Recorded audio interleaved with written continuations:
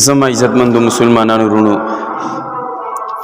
ستاسو د وړاندې ما د قرآن مجید یو آیات مبارکه تلاوت کو.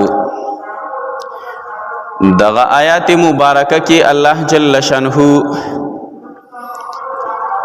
د نبی علیہ السلام مرتبه ذکر کړي چې نبی علیہ السلام کوم هستی ده الله جل شانه څومره لوی شان او مرتبه ور کړی ده. په مخ د ځمکه د آدم علیہ السلام نواله تر د آخری انسان پورې چې څومره انسانان پیدا شوي دي او تلي او موجوده دي او راځي به په دې ټول انسانیت کې الله جل شانه ته محبوب ترین بنده چې د جناب محمد رسول الله صلی الله علیه وسلم دی. ځکه چې په انسانانو کې مذهبي طور د ټولو لویه مرتبه چې د نبوت او پیغمبري ده، چې څومره پیغمبران د نبی علیہ السلام نه مخکې تیر شوي دي هغه ټولو پیغمبرانو صفات الله جل شانه په جناب محمد رسول الله صلی الله علیه وسلم کې کېښودي، ټول صفاتونه پکې موجودو او دا ټولو پیغمبرانو ته اکثرو پیغمبرانو ته دا خبره ملاو شوې ده چې تاسو په نبی علیہ السلام باندې درود شریف وایي، تاسو په نبی علیہ السلام باندې درود وایي. ګنې الله جل شانه ورته نورم ډېر اعمال ښودلی شو، د نبی علیہ السلام مرتبه ورته ښیي. او کله چې الله جل شانه آدم علیہ السلام پیدا کو په جنتونو کې او بیا ورله الله جل شانه هوا ابي پیدا کړله دغه دغسی پختینا نو د بشری تقاضی بنیاد باندې آدم علیہ السلام اراده وکړه چې د بیبي ته چې زنانه ته چې لاس یوړي یوسی الله جل شانه منه او فرمایلا نه لاس باندې وروړي ولی الله جل شانه استاد زما د پاره چې د ملګری پیدا کړي دي الله جل شانه د طرف نو ورته عرض وشو لک سات صبر وکي اول به د شریعت مطابق نکاح کیږي بیا به په نکاح کې چې د مہر مقرر کیږي چې کله نکاح وشي مہر پکې مقرر شي او نکاح وشي دغه نرستو ورته بیا لاس ورول شي. نو چې کله د نکاح مقرره الله جل شانه له نکاح تړله نو آدم علیہ السلام ته فرمایل د بیبي د مہر مقرر کا. نو آدم علیہ السلام ته فرمایي الله جل دا مہر څه شي دی او دویمه دا چې الله مہر کې څه مقرر کما وسو جنتونو کې سودال ته جنتونو کې د انسان څه د ضرورتي او دغه څه خدغه ټیم کې ودا سې سوم نه دنیا له سره نو الله جل شانه د طرف نو تسارس کیږي دا ورته نه کیږي چې دا دومره پیسې چې دی وګورم اولاد چې داسې زونه راوړو داسې زونه راوړه نه الله جل شانه د طرف نو تعارض کیږي په جناب محمد رسول الله صلی الله علیه و وسلم باندې لسکرت درود شریف وایا لسکرت درود وای داستا د بیبي مہر شو. نو اوس د دینه پته لګي چې الله جل شانه ته نورم ډیر څه خودلی شو خو نه د نبی علیہ السلام مرتبه ته څومره لوی مرتبه الله جل شانه ور کړی دا او بیا مہر کې چې مقرر کی چې په نبی علیہ السلام باندې چې ته درود وایا او دغه آیات مبارکه کې الله جل شانه په خپل فرمایي ان الله وملائکته بشک تاکید سره جمله ده ان الله بشک الله تعالی وملائکته او فرښتې ده الله تعالی یصلون علی النبی صلی الله علیه وسلم درود لګي په نبی علیہ السلام باندې الله جل شانه په خپل او د الله جل شانه مقرب فرښتې څومره چې دي ټول فرښتې د الله جل شانه بندګانی دا په نبی علیہ السلام باندې درود لګي. نو بیا ور پسې الله جل شانه څه فرمایي ان الله وملائکته یصلون علی النبی یا ایها الذین آمنوا اے ایمان والو یا ایها الذین آمنوا صلوا علیہ وسلموا تسلیما ان الله وملائکته یصلون علی النبی یا ایها الذین آمنوا صلوا علیہ وسلموا تسلیما تاسو درود وایي. نو د دې آیات مبارکه لاندې مفسرین لیکي چې کله د کم مومن بنده په وړاندې باندې دا آیات مبارکه تلاوت کړی شي نو په مومن بنده باندې درود ویل بعض علما ذکر کوي چې واجب کیږي ځکه الله جل حکم دی تاکیدی حکم دی چې اے مؤمنانو تاسو هم درود وای او الله جل شانو حکم چې دی هغه په معنی د وجوب سره دی. نو مفسرین ذکر کوي چې دا آیت مبارکه د چا د وړاندې ولوستل شي په هغه مؤمن بنده باندې درود ویل چې دی واجب کیږي. نو اوس دومره حکم چې الله جل شانو تاکیدی حکم کوي چې اے مؤمنانو تاسو په نبی علیہ السلام باندې درود وایي. اوس د دې نه مرتبه معلومیږي چې الله جل شانه مؤمن بنده ته حکم کوي او به چې کوم مؤمن بنده په خپل طبیعت مطابق په نبی علیہ السلام باندې درود چې دی وایي نو الله جل شانه په څومره خوشاليږي. او دا غي لړ مثال داسې دی چې مخکې مې خبره عرض کړله چې په دې انسانیت کې د ټولو نه محبوب ترین بنده الله جل شانه ته نبی علیہ السلام دی. نو چې دومره خوږ بنده دی هغه باندې څوک درود لیږي هغه باندې څوک درود وایي او الله جل شانه حکم هم کړی دی او داغه صفت کوي نو الله جل شانه په خوشاليږي. لکه مثال داسې زمونږ استاد یو دوسی یو رشتہ دار می او زمونږ سره ډیر نږدې تعلقي موږ ته ډیر زیات محبوب او ګرانی او زمونږ په وړاندې باندې څوک داغه تذکرہ کوي نو موږ به داغه کس ته څومره خوشاليږو. یاره زما د توس تذکرہ په خط تذکرہ وکړه زما د پلان کې رشتہ دار چې زما سره تعلق دی داغه چې خط تذکرہ وکړه او کو زمنګ د وړاندې چر څوک داسې چې زمنګ یو نږدې رشتہ دار دی زمنګ سره خط تعلق دی یا یو نږدې دوست دی او زمنګ په وړاندې باندې داغه څوک بدی بیانې نو موږ به څومره خپه کیږو پاغه باندې. نو چې کم مؤمن بندا په نبی علیہ السلام باندې درود وای الله جل شانو په خوشاليږي او چې کم مؤمن بندا د دې خلاف کوي نو الله جل شانو په چې خپه کیږي. او بل ځکه آیات مبارکه کې الله جل شانو فرمایي چې تاسو د الله جل شانو تابعداري کوئ کته اے مؤمنانو که تاسو د الله جل شانو تابعداري کوئ نو د الله جل شانو تابعداري غواړئ د نبی علیہ السلام تابعداري وکړئ. زما سره محبت کوي الله وی نو زه د نبی علیہ السلام سره محبت وکړئ الله بس تاسو سره محبت وکړي. نو د نبی علیہ السلام سره محبت دا چې د ایمان نښه ده. دویم دا چې د نبی علیہ السلام د سنت طریقو تابعداري ده. د نبی علیہ السلام سره محبت سره چې د مؤمن بنده د نبی علیہ السلام د سنت طریقو تابعداري وکړي. او په دریم نمبر باندې دا چې په نبی علیہ السلام باندې بدرود ډیر وایي چې په نبی علیہ السلام باندې څومره درود ډیر وایي نبی علیہ السلام به خوشاليږي چې نبی علیہ السلام خوشاليږي الله جل شانو به خوشاليږي. او چې الله جل شانو خوشاله شو نو دا هر څه چې دی دا د مؤمن بنده د فار دی. دا بیا د مؤمن بنده چې دی تابعدار وګرځيږي. ابالول رحم الله چې دی بزرگ تیر شوی هغه یو باچا وزیر وو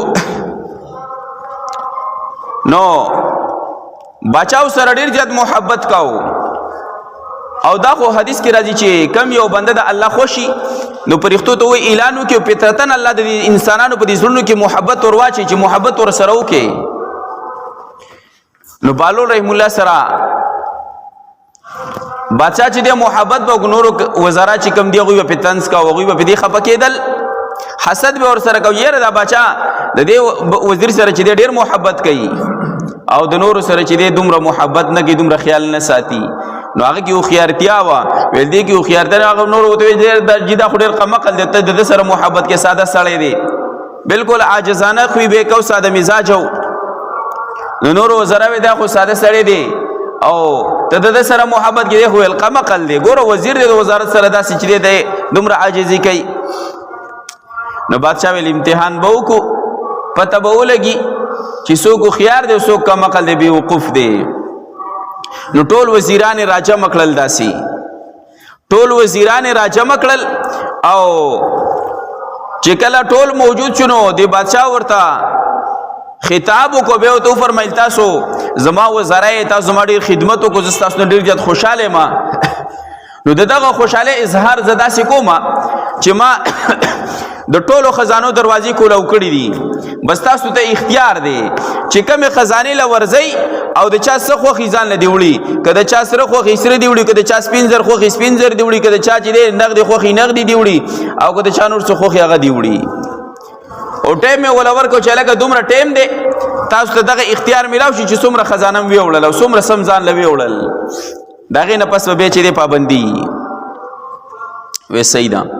نو بس ټیم خو لږ ورکړی شو بسر سړی په منډ دی او بل نه مخکې کېږي او په دې کې دي چې بس زه ډېر مال وېسما او په سرو سپین چې دی خاص کر دا چې دی ډېر وېسما او په دې باندې لګیا شو اوس بهلول رحم الله څه کوي هغه راغی په قلعه د باچا سره باچا په کرسۍ کې ناسو او دغه په دې سر کې لاس کېښود او ته ودرېدو خواته ورته ولاړ دی خو باچا ورته داسې نه وایي چې یا ته لاړ شه یا مزه یا ولې ته نه ځې خلک لاړ ځان له سره زر راټولوي سپین زر راټولوي پیسې راټولوي ته دلته کې ولاړې دا ورته څه نه وایي بس ټیم یې ورکړی چې وروستو به تپوس کوم بیا اوس ټیم پوره شو لکه خزانې بندې شو لکه روزې ټول رال داسې کېناست خو دا دی چې بیا به زما خواله راځئ رال بس د چا مخې ته د سترو ډېرې دي او د سپینو ډېرې دي او د پیسو دا ډېرې ځان د مخې ته کېښودي او بوجۍ ډکې کړي دي ناست دي چې باچا به اوس څه وایي نو چې کله راجمع شو باچا تی بیا تپوس کوي هلکه تاسو به وی چې دا بهلول ډېر بېوقوفه دی او موږ ډېر هوښیار یو زه اوس راته ووایې تاسو هر څه ستاسو د وړاندې دي ستاسو د وړاندې دي تاسو ځان له سره زر سپین زر هغه دلته کې ولاړ دی نو اوس تاسو نو هغه وایي کوره باچا مونږ خو درته وې چې دا بېوقوفه دی تاسې دومره اعتماد او اعتبار پې کاو دا وګوره خلکو ځان له چې په یو ځلې ځان مالداره کو سپین زر او سره زر ورسې چې دې راجمع کړل او دی چې دی دلته بېوقوفه دی ولا 1 روپۍ هم راجمع نه کړله نو باچا دی بهلول ته راوګرځېدو وایي ته هم ورته خپل څه ووایې چې دی بېوقوفه دی او که ته بېوقوفه یې دا خلک څه وایي او ته څه وایې هغه ورته باچا سلامت دا ټول بېوقوفه دي ویل ولې ویل که دي د سره زر او سپین زر راجمع کړي هم دي خو ستا د رعایا نه بهر نه دي ستا د حکومت او بادشاهۍ نه بهر نه دي ستا د انډر لاندې دي او ما تخپل کړی دی خو سره زر واخیستل سپین زر یې واخیستل ما تخپل کړی ستا په سر ملاس کې خو دی چې ته زما یې نو اوس ته زما په احتیاط ته زما یې تا په خپله ویلي چې څه واخیست هغه به بس ته ما واخیستې ته زما یې نو که اوس درته زه حکم وکړم چې دې ته حکم وکړه چې دا هر څه واپس راوړې په خزانه کې کېدې او یا دا ټول هر څه ماله په یو ځل دا ټول هر څه زما شو نو باچا هغه وزراو ته ویل اوس ووایه چې تاسو قمقلان یې که دی قمقل دی ویل نو هغوی پوه شو چې د سوچ دی په حقیقت باندې و نو عرض مې دا کو چې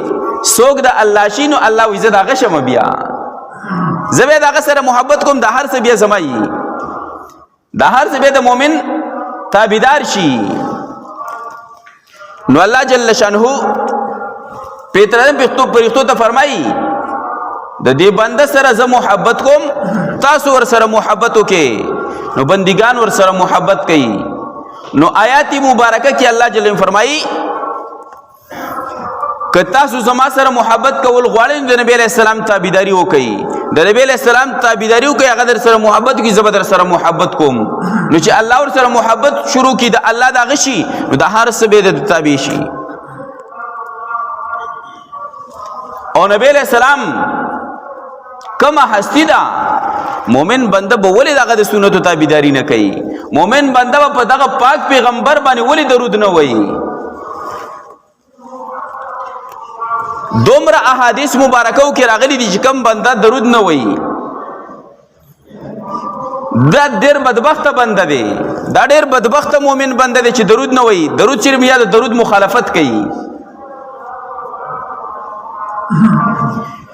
او نبی علیہ السلام د خپل امت په یو حالت کې نه دی پرېښی نبی علیہ السلام چې معراج په شپه باندې د الله جل شانه دیدار لاړې نو الته خپل امت نه دی پرېښی کله چې نبی علیہ السلام لاړې د الله جل شانه سره ملاقات وشو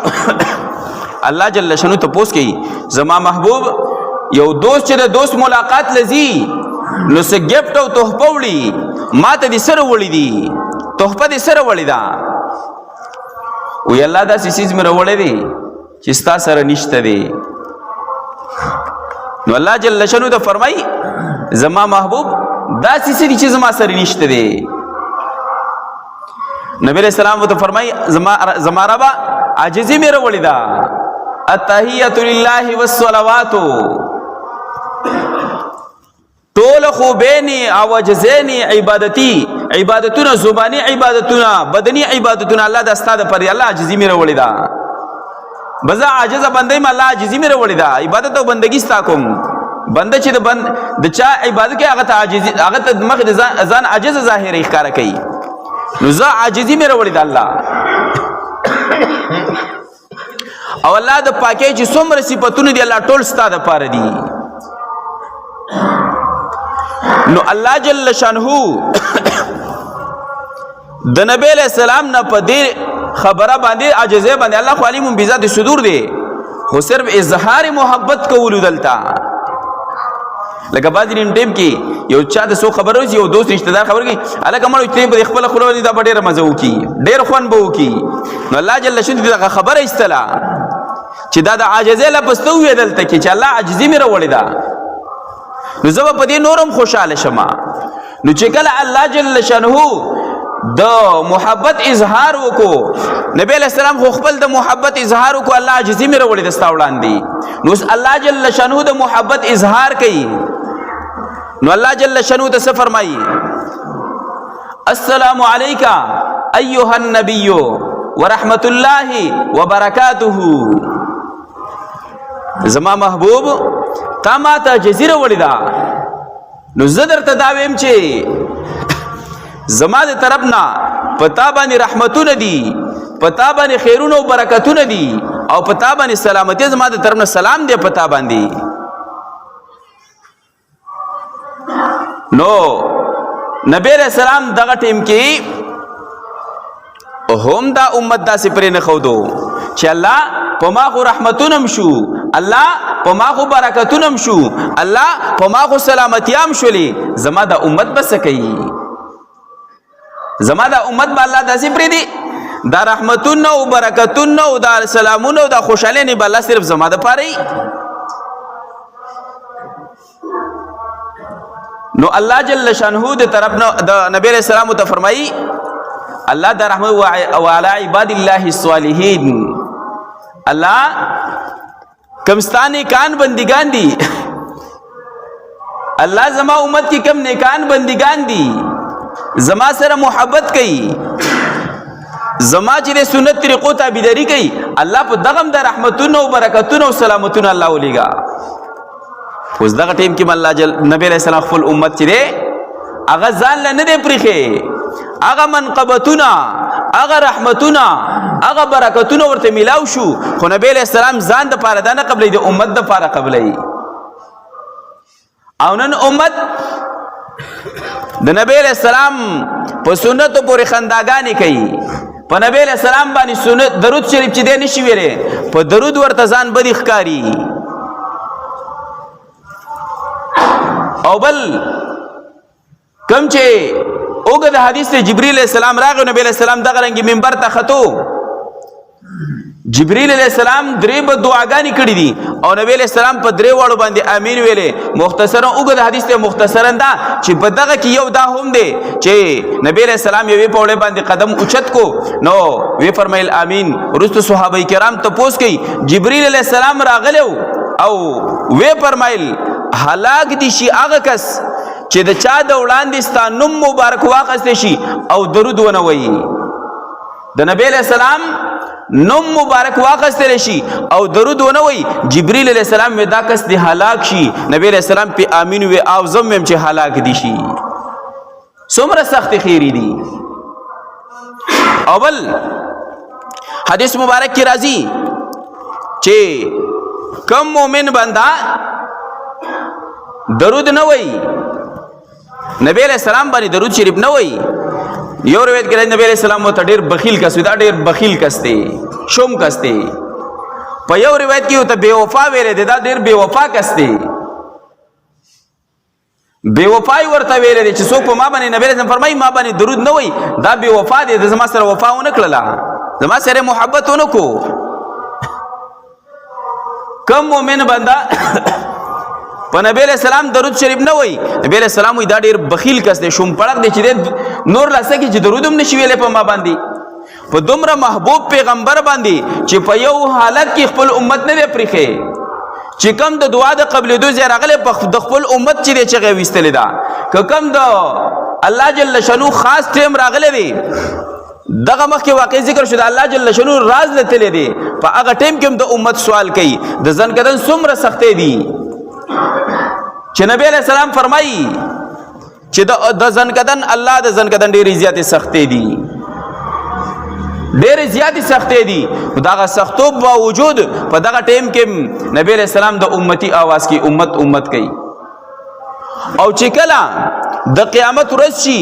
د آدم علیہ السلام نه والا تر د عیسی علیہ السلام پورې ټول انبیاء کرام به نفسی نفسی आवाज کوي یو واحد جناب محمد رسول الله صلی الله علیه وسلم دی چې به امتی امتی چغې وایي د امت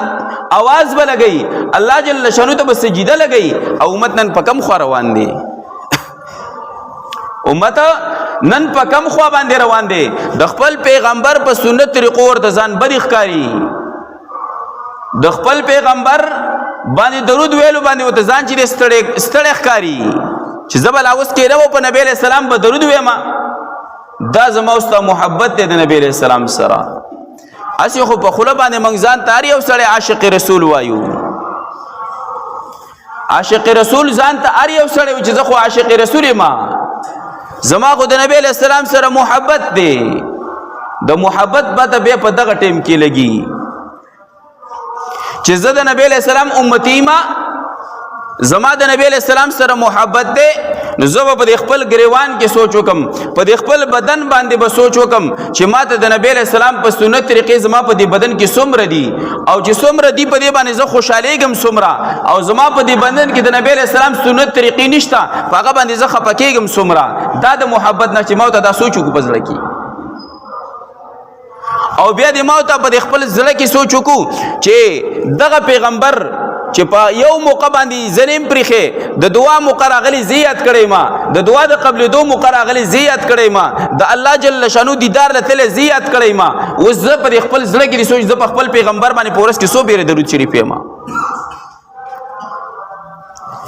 او نبی علیہ السلام باندې کم درود ویل شي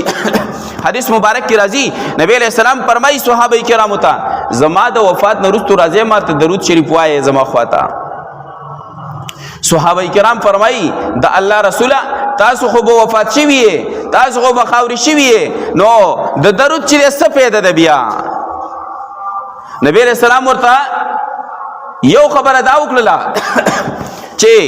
الله جل شانه پزماکه باندې حرام کړی دي چې دا د انبیای کرامو جسد خوري د انبیای کرامو بدن چې د هغه خاوري کې الله په ځمکه حرام کړی دي نو الحمدلله د اهل سنت والجماعت د علماء دیوبند عقیده ده دا مضبوطه عقیده ده چې انبیای کرام شهدا ده په قبرونو کې ژوند دي او په جسد عنصری سره روح مع الجسد دواړو سره ژوند دي ګوره خو ژوند دي برزخی ژوند دي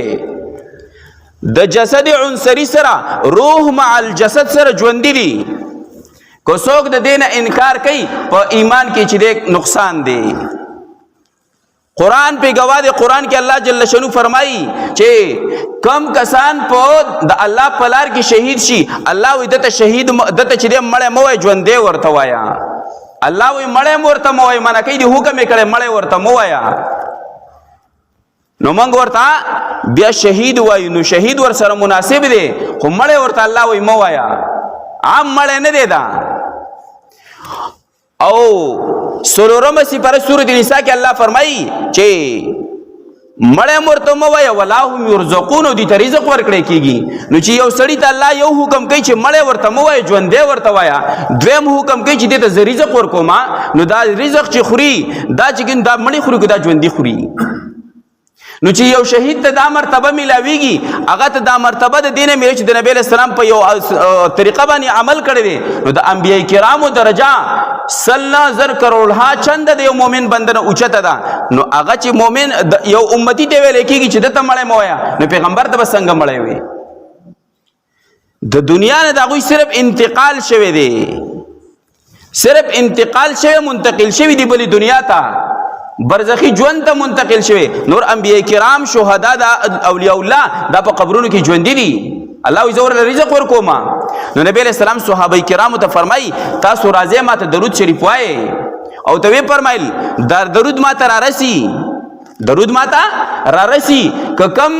مومن بنده زما د روزي سره نږدې درود وای، نبی علیہ السلام فرمای دا ز اورما کم کسان که تاسو خیالي کم کسان حج عمره لتلی نو الته کې منګه چې سلام اچو الصلاة والسلام علیک یا رسول الله، نو دا یا چې دا حرف ندا دا مخاطب ته ویل کیږي، لکه موږ یو کس الکا دی خو یلکا دا حرف ندا د مخاطب ته ویل کیږي.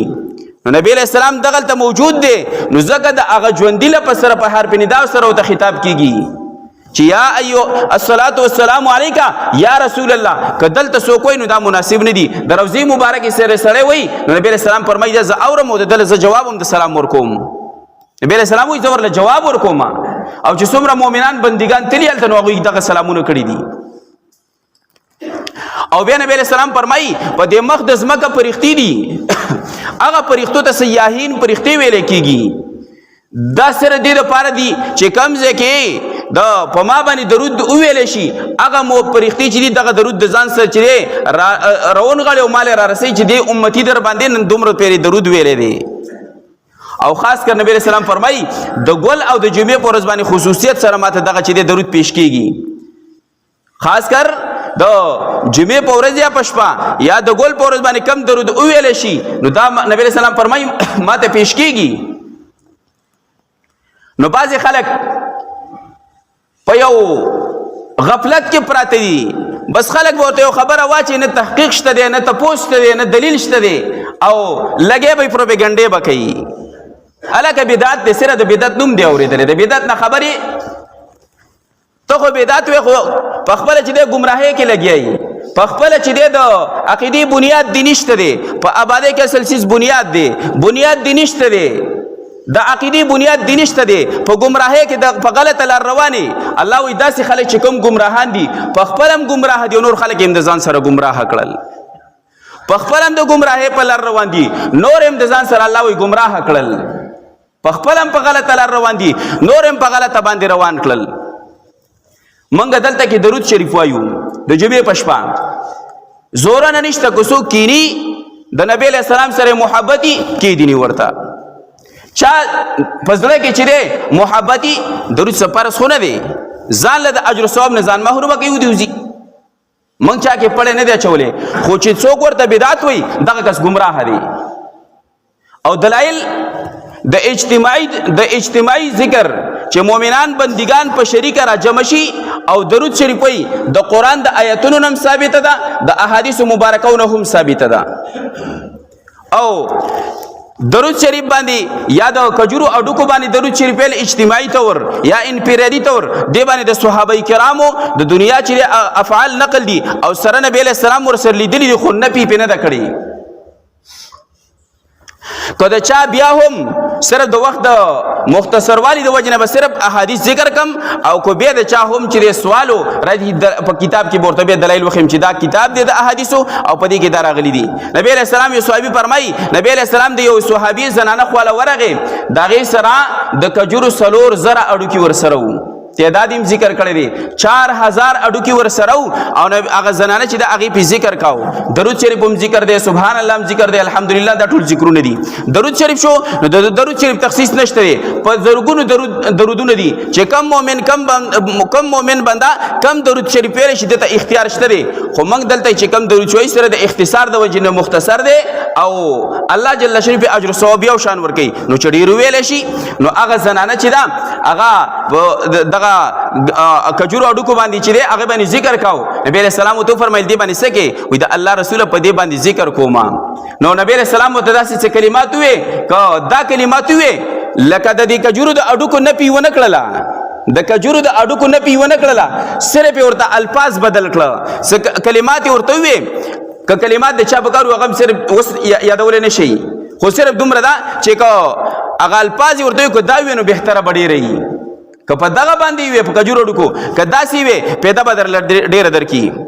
د حضرت ابو هريره رضی الله تعالی عنہ سره داس یو د کپړې نه یو ګوتېشان شاپر جوړ کړو په دې کې بور سره د کجورو اډو کې ور سره چې کله بعد اسی کور کې کېناس یو ځکه به کېناسو نو هغه نه به راخستل او ذکر به پکاو کو چې هغه به ختم شو وینځه او هغه براله واپس به هغه ګوتې کې واچول دا به د ځان سره ګرځول صحابه کرامو ډېر چې اقوال په موجود دي هغه سره به داسې ګوتې ور سره وا د کجورو اډو کې به پکیو په هغه باندې به ذکر کاو نو کو څوک په تسبیح باندې کوي یو کس وایي چې تسبیح خو نبی رسول الله سره نه وي او یا یو کس دې ته بدعت وایي چې د کجورو اډو کو باندې ته درود شریفه دا بدعت دی نو ستا په دې لاس کې چې تسبیح دي دا ټول به خو دغه بدعت شو نبی رسول الله خدای به نه استعمال کړي بیا دغه ته بدعت نه وي او چې زه کومه ته چې هر څه کې نو خیر دی او چې زه کوم به ورته بدعت وي د بدعت نه چې خبر نه دغه خو ته دنیا کارونه چې په گمراهۍ کې اخته خلک د ځان سره گمراه کړو زما چې د شریعت مطابق د صحابه کرامو به خو د ټول ناول ته ابو هريره رضی الله عنه ته چې بدعتي وایا چې هغه د کجورو اډو کې ځان سره ساتلی دي دغه صحابیت چې نبی له سلام ورغلې دي نبی له سلام ور سره موجود دي هغه ور سره لیدلی نه پیله به خو هغه صحابیت هم چې هغه د بدعت وایا بیا او دغه شان حضرت حسن رضی الله تعالی عنہ لور فاطمه رضی الله تعالی د حسن رضی الله د حسین رضی الله د مور بیبینم هغه ته هم پات دغه نوم هم فاطمه او د حسین رضی الله تعالی عنہ د لور نوم هم فاطمه خو یوه ته فاطمه کبرا ویل کیږي چې کومه مور وا او چې کومه لور هغه ته فاطمه صغرا ویل کیږي هغه هم فرمای وای زما د نیا سره چې دی فاطمه رضی الله دغه سره داس یو تارو په هغه کې 2000 چې غوټي ور کړی وي دا رواج نه د تسبیح داسې ترتیب ور سره نو هغه تار له 2000 غوټي ور کړو په دې به ذکر کو د غوټي به اړولي دا به اړولي